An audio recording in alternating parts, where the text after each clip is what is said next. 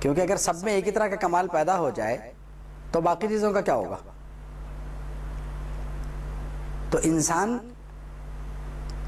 کو انسان سے اس طرح وابستہ رکھا، یہ بھی اللہ کا کمال ہے کہ انسان کو انسان کا اس طرح پابند رکھا کہ ایک انسان کو دوسرے انسان کی ضرورت کا احساس رہے کہ مجھے اس کی ضرورت ہے. ورنہ اگر اتنی آزادی و خود مختاری ملنا شروع ہو جائے کہ آپ کو کسی کی ضرورت نہیں ہے، بس آپ جب کہیں گے جیسے کہیں گے آپ کے بال بن جائیں گے، آپ جب چاہیں گے جیسے چاہیں گے ایک لباس آپ پہ سے اترے گا اور دوسرا لباس خود بخود آ جائے گا، تو یہ تو کوئی بات نہیں ہوئی. اسی لیے کسی کو لباس بنانے کے لیے رکھا، کسی کو پہننے کے لیے رکھا، مطلب یہ کہ بیچنے والا نہ ہو تو خریدار بیکار، اور خریدار نہ ہو تو بیچنے والا اپنی دکان میں ان چیزوں کو صرف نمائش کے لیے رکھا رہے گا. یا سارے ہی دکاندار بن جائیں تو دنیا کیسے چلے گی؟ دنیا کی ضرورت کیسے پوری ہوگی؟ تو یہ جو انسانوں کو انسانی ضرورت کا پابند رکھا، یہ بھی بہت بڑی نعمت ہے. میں عرض کر رہا ہوں کہ ہم اللہ رب العالمین کی کس کس نعمت پر گفتگو کریں گے. پہلی آیت جو ہے الحمدللہ رب العالمین، رب یہ جو اس کی صفت ہے رب العالمین کا ترجمہ آپ یہ کرتے ہیں کہ تمام تعریفیں اس اللہ کو جو پالنے والا سارے جہانوں کا. تو رب کے معنی اصل میں پالنے والے کے ہیں. تو میں جو عرض کر رہا تھا آپ سے کہ ساری دنیا کے لباس مختلف، ساری دنیا دیکھیے صلاحیتوں سے لے کے اس کے اظہار تک کے تمام لوگوں کا موقع فراہم کرنا، یہی تو ہے صفت ربوبیت، اور کیا ہے. اور سب سے بڑی بات یہ کہ ہر عالم میں اس عالم کے مطابق عقل کا پایا جانا، زبانوں کا مختلف ہونا، پھر ایک زبان کا دوسرے زبان والے کے لیے سمجھنے کو آسان بنانا، یہ نعمت ہی تو ہے، اور کیا ہے. یعنی ایک عالم دوسرے عالم سے مختلف ہوتے ہوئے صورت یہ ہے کہ دوسرا عالم اس عالم کی زبان سمجھ سکتا ہے. رنگ مختلف، پھر بھی ایک رنگ والا دوسرے رنگ والے سے رابطہ رکھ سکتا ہے، رکھتا بھی ہے.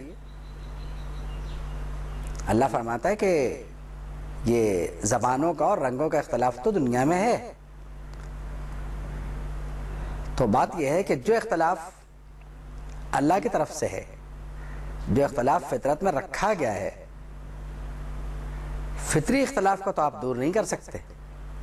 ہاں اس لحاظ سے اس لفظ کا استعمال کہ بھئی تمام انسانوں میں مساوات ہونی چاہیے آپ کر سکتے ہیں کہ اس کی وجہ سے دنیا میں فساد نہیں ہونا چاہیے. نبی کریم صلی اللہ تعالیٰ علیہ وسلم نے خطبہ حجۃ الوداع جو ارشاد فرمایا تو اس میں یہی تو بات تھی کہ کسی عربی کو کسی اجمی پر اور کسی کو کسی اور وجہ سے، رنگ کی وجہ سے بھی کوئی فضیلت نہیں ہے. تو یہ رنگ اور نسل کی جو فضیلت تھی یہ تو حضور نے پہلے ہی ختم کر دی. آج جو ہمارا کانسیپٹ آف نیشنلزم ہے یہ تو اس بنیاد پہ چل رہا ہے. تو جب تک یہ بات آپ ختم نہیں کریں گے اور جب تک کہ جو ریسز والا معاملہ ہے، نسلوں والا معاملہ ہے کہ صاحب قوم جو ہے وہ اس طرح بنتی ہے کہ ایک رنگ ہو، ایک نسل ہو، ایک زبان ہو، تو کبھی بھی پورا عالم متحد نہیں ہو سکتا، ہمیشہ اختلاف باقی رہے گا. یہ تو اس وقت معاملہ بنے گا جب آپ کہتے ہیں کہ نہیں، ہر رنگ، ہر نسل اور ہر زبان کے بولنے والے ایک قوم ہو سکتے ہیں. اور اب پہلے یہ تعریف شروع کی گئی تھی لیکن اب بات یہاں آ گئی ہے کہ نہیں، معاملہ یہ ہے کہ ہر رنگ، ہر نسل اور ہر زبان والے ایک قوم میں آ سکتے ہیں. آپ دیکھیں تو دنیا میں اولاً اب یہی بات آنے لگی ہے کہ ہر ایک جو ہے ہر ایک جو ہے وہ دوسرے کو اپنانے کی کوشش کر رہا ہے.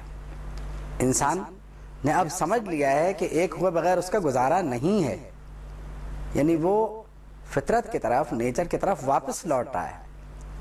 گلوبلائزیشن بھی غالباً اسی کا ایک جیسے کہنا چاہیے کہ پہلو ہے کہ کسی طرح ساری دنیا کو ایک برادری بنا کر اور عالمی مسائل کو حل کیا جائے. سورہ فاتحہ اپنے پہلوؤں کے لحاظ سے ہمہ جہت ہے.